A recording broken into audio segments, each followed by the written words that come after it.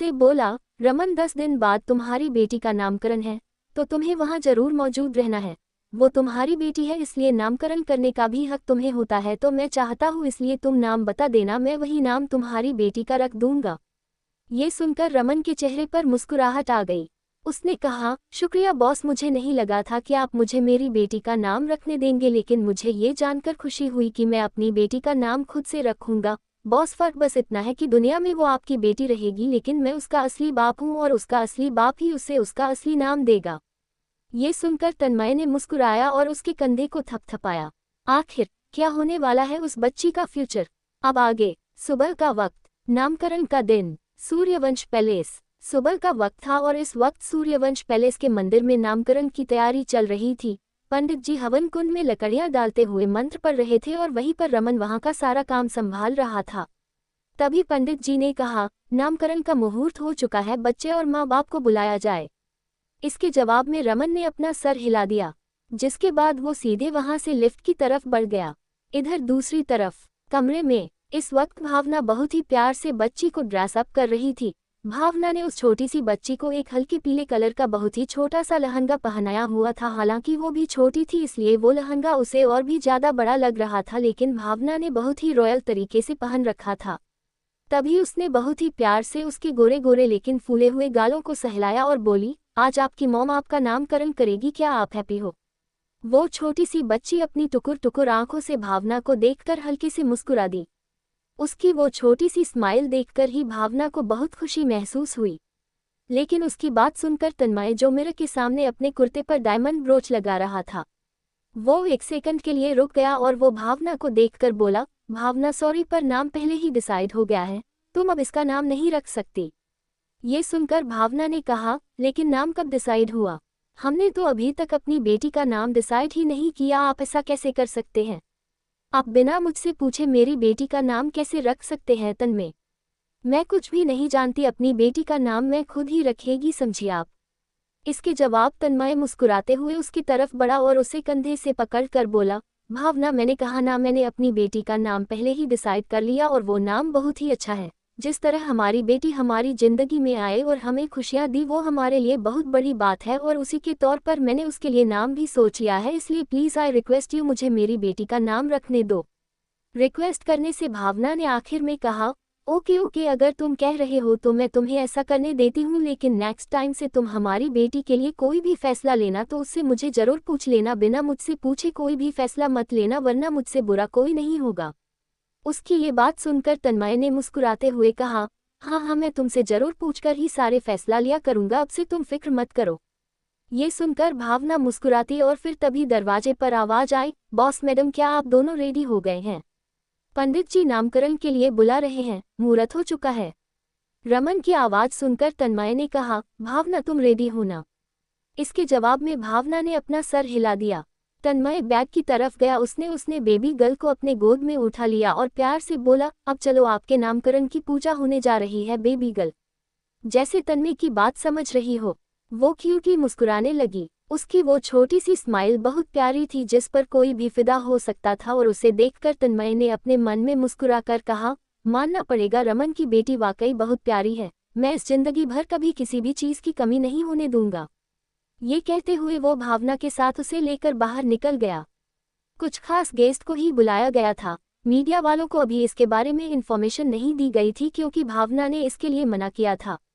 सूर्यवंश खानदान पूरे देश में जाना जाता था और देश में जानने की वजह से ही उनके बहुत ज्यादा दुश्मन हो गए थे, जो हर वक्त उन पर किसी न किसी तरह से हमले करवाया करते थे, और इसी वजह से भावना ने अभी अपनी बेटी के बारे में मीडिया को नहीं बताया था, और इससे खुद तन्मय भी एग्री करता था। वो दोनों ही मंदिर में आए। मंदिर में रमन पहले ही मौजूद था और उसकी नज़र तन्मय की गोद में मौजूद खुद की बेटी पर चली गई, जो आज तन्मय की बेटी बनकर उसके गोद पर राज कर रही थी। अपनी बेटी को इस तरह देखकर रमन की आंखों में एक हल्की सी नमी आ गई, लेकिन वो मुस्कुराते हुए खुद से बोल, रमन, तुमने अपनी जिंदगी में बहुत से ऐसे काम किए हैं जिन पर तुम्हें बहुत अफसोस हुआ होगा, लेकिन शायद मैं अपनी बेटी को बॉस को देकर एक अच्छा काम ही किया है, क्योंकि मेरे पास अब कोई नहीं है और मैं अपनी बेटी को शायद वो जिंदगी ना दे पाता जो वो सूर्यवंश खानदान में रहकर कर सकती है। जिस तरह से बस उसे दुनिया की सारी खुशियां दे सकते हैं, उस तरह शायद मैं ना दे पाता, इसलिए अपनी बेटी को बॉस के साथ खुश देखकर ही मैं खुश हूँ। आखिरकार मेरी बेटी को एक माँ का प्यार तो मिलेगा जो शायद मेरे पास रहकर कभी ना मिलता, और मैं शायद उसकी इतनी अच्छी परवरिश भी ना कर पाता। ये सब सोचते हुए रमन ने अब गहरी सांस ले लिया। जो था वो उसे अब एक्सेप्ट कर चुका था और वो अब उसी को एक्सेप्ट करके आगे चलने वाला था। इधर नामकरण की पूजा शुरू हो चुकी थी। तन्मय की गोद में वो छोटी सी बच्ची अब तक सो चुकी थी, तो वही भावना बार बार उसे ही चेक कर रही थी। तभी तन्मय ने गहरी सांस लेकर कहा, भावना तुम इतनी ज्यादा क्यों परेशान हो रही हो? मैं देख रहा हूँ तुम बच्ची को लेकर कुछ ज्यादा ही और प्रोटेक्टिव हो गई हो। इसके जवाब में भावना ने मुंह बनाकर कहा, वो मेरी बेटी है, मैं और प्रोटेक्टिव हूँ चाहे कुछ भी हो, इसलिए आपको क्या लेना देना? अगर आपको इतनी प्रॉब्लम हो रही है तो उसे मेरी गोद में दे दीजिए। ये सुनकर तन्मय ने उसे घूरते हुए कहा, हरगिज नहीं है, ये मेरी भी बेटी है, मैं इसे तुम्हारी गोद में क्यों दूं? ये कहकर वो वापस से उसे अपने गोद में ले लिया।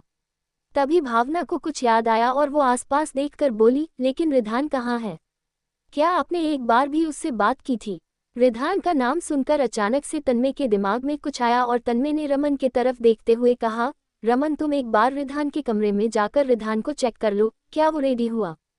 इसके जवाब में रमन ने अपना सर हिला दिया और वो वहां से सीधे रिधान के कमरे की तरफ बढ़ गया। रिधान का कमरा टॉप फ्लोर पर था और वहां सिर्फ एक ही कमरा मौजूद था जो इकलौता रिधान का था। रमन कमरे के बाहर रुक गया। कमरे के बाहर एक बड़ा सा नोटिस चिपकाया हुआ था, डोंट डिस्टर्ब मी। इस नोटिस को देखकर रमन ने गहरी सांस लेकर कहा, सॉरी रिधान सर, लेकिन मुझे आपकी डैड ने आपको डिस्टर्ब करने के लिए भेजा है। इसी के साथ उसने दरवाजा खटखटाया, लेकिन कुछ देर तक कोई आवाज नहीं आई। रमन ने वापस से दरवाजा खटखटाते हुए कहा, रिधान क्या आप अंदर हैं? नीचे बॉस आपको बुला रहे हैं, प्लीज जल्दी से रेडी होकर नीचे आ जाए, वहां मैं भी आपका इंतजार कर रही हैं। लेकिन अभी भी रिधान की कोई आवाज नहीं आई, जिसे देखकर रमन को कुछ समझ नहीं आया और उसने खुद से कहा, कहीं रिधान को कमरे में कुछ हो तो नहीं गया? वो कुछ बोल नहीं रहे हैं, मुझे अंदर जाकर देखना चाहिए।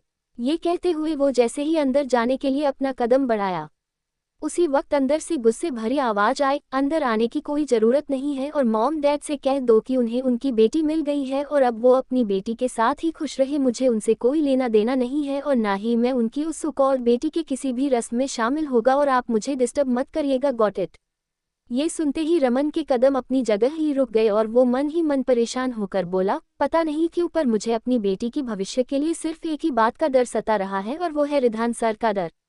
रिधान अभी से मेरी बेटी से नफरत करते हैं, पता नहीं आगे चलकर जब मेरी बेटी उन्हीं के साथ इसी घर में रहकर बड़ी होगी तब क्या होगा। शायद मुझे इसके लिए तन्मय सर से बात करनी होगी, क्योंकि इस तरह से तो मैं अपनी बेटी को खतरे में नहीं डाल सकता। ये कहते हुए रमन वहां से सीधे नीचे चला गया। वो जब वापस नीचे आए तो तब तन्मय ने उसे अकेले देखा तो नासमझी में बोला, रिधान कहाँ है? इसके जवाब में रमन ने धीरे से कहा, वो यहाँ नहीं आना चाहते, उन्होंने कहा कि उन्होंने इन रस्मों से कोई लेना देना नहीं है।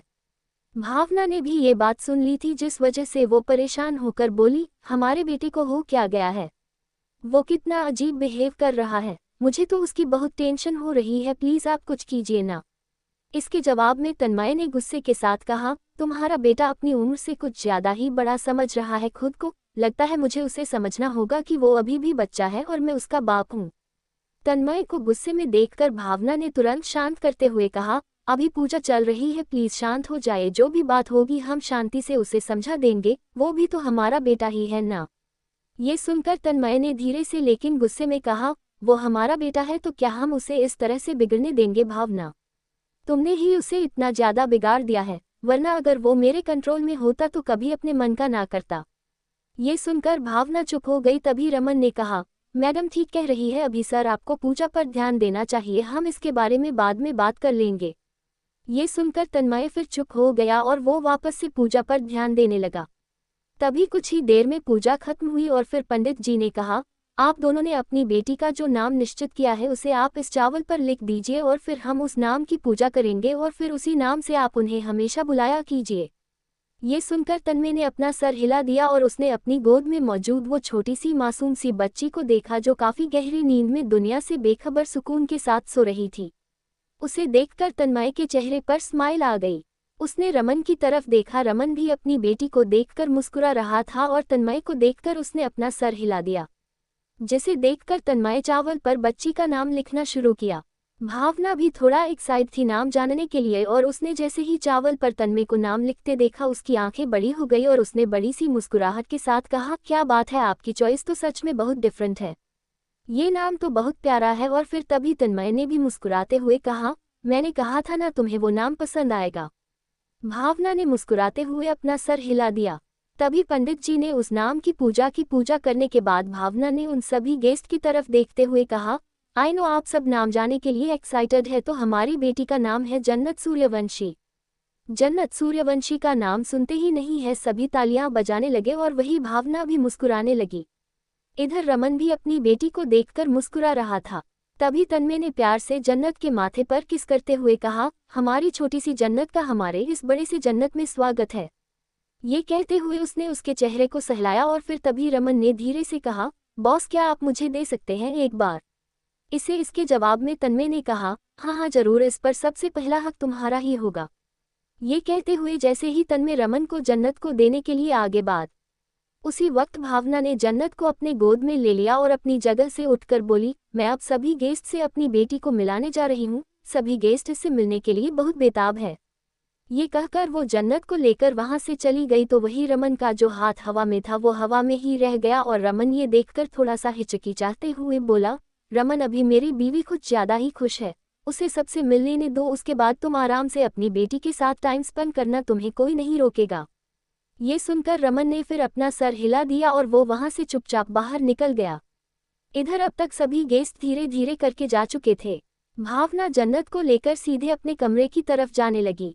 वो काफी ज्यादा थक गई थी, लेकिन जैसे ही वो लिफ्ट की तरफ पहुंची लिफ्ट से बाहर रिधान निकला। रिधान को देखते ही भावना के कदम अपनी जगह रुके और तभी उसने मुस्कुराते हुए कहा, रिधान बेटा तुम्हें पता है मैंने इसका नाम क्या रखा है? इसका नाम जन्नत है और ये आज से इस घर की जन्नत है। Did you like it? ये सुन रिधान की नजरें सीधे जन्नत पर चली गई और तभी उसी वक्त जन्नत ने भी अपनी आंखें खोल दी और अब जन्नत की भी आंखें सीधे रिधान की आंखों से मिली और उसकी आंखों को देखकर रिधान एक सेकंड के लिए बिल्कुल खामोश रह गया।